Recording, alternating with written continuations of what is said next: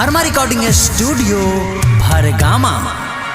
बोलू बाबू, बोलू बाबू, बोलू बाबू।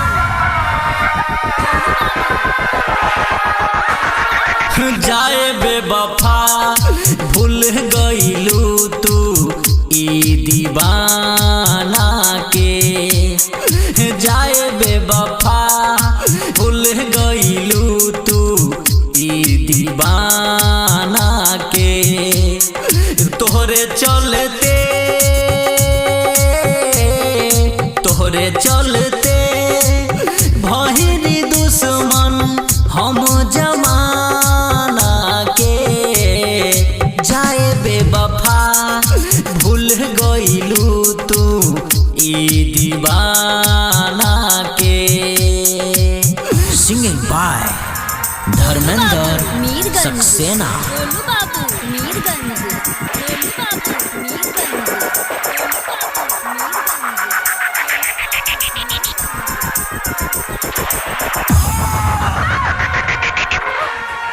हम नहीं जननी करबू हमारा संगे धोखा हो।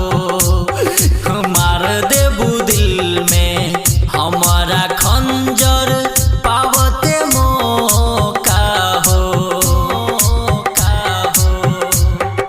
जियब कैसे तूर दिहलू आसियाना के।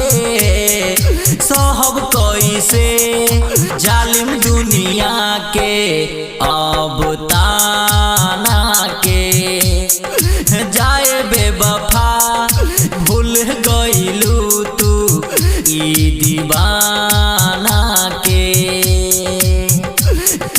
बोलू बाबू, बोलू बाबू, बोलू बाबू।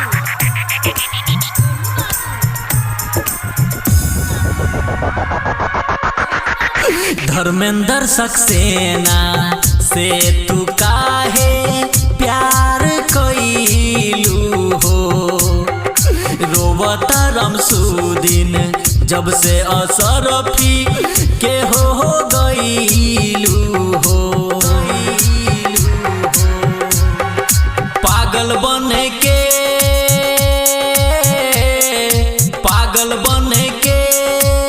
खो जतानी अब ठिकाना के। जब से गईलू छोड़ देले बानी हमहू खाना के। जाए बेवफा भूल गईलू तू ई दीवाना के।